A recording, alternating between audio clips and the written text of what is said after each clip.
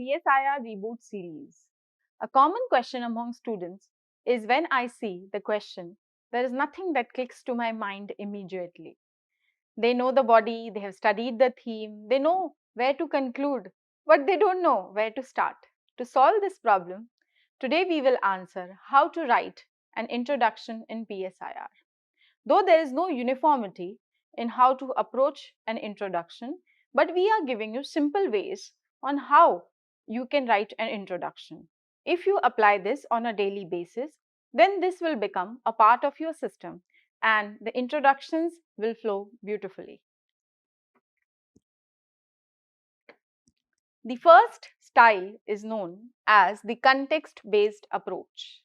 This can be applied to statements which are linked with theories. For example, a question emerges, will is nothing more than the last appetite in deliberation. It is a statement which is of Hobbes.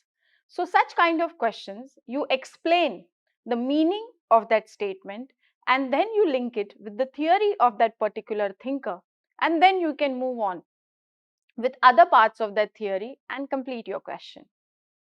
The second is the contemporary approach.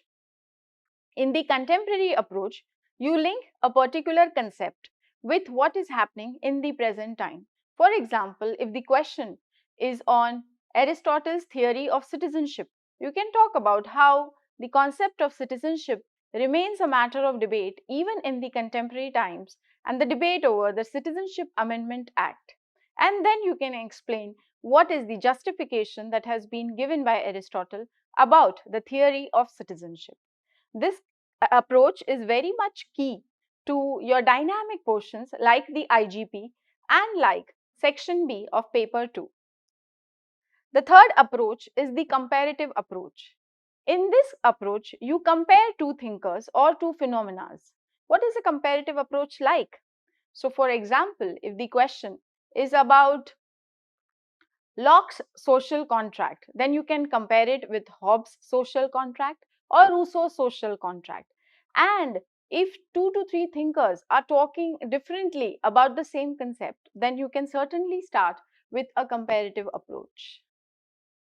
The fourth is the relationship-based approach. In this particular theme, whenever you want to talk about two concepts, like if the question is asking similarities and differences between Plato and Aristotle, then you can explain what has been the relationship between Plato and Aristotle. Or if the question is how Mill transformed Bentham's utilitarianism, in that also you can explain what has been the relationship between the preceding and the later thinkers. The next is the concept-based approach. This can be used for direct questions and direct concepts which have been asked, like questions on rights, question on justice, question on equality, question on democracy. You can directly explain what is the meaning of the concept. Then you can talk about in particular what different thinkers have told about the concept and approach it in light of the demand of the question. The next is quotes-based approach, or you can use anecdotes also. For example, if you are writing a question on Universal Declaration on Human Rights, then you can talk about the UDHR, what is the statement, key statement of UDHR, then explain what is human rights and go about. So these are different styles and you can have your own style also of writing an introduction. But these styles will just make it very easy that whenever nothing is clicking, you can try to fit any of the approach in particular with the demand of the question. Thank you so much.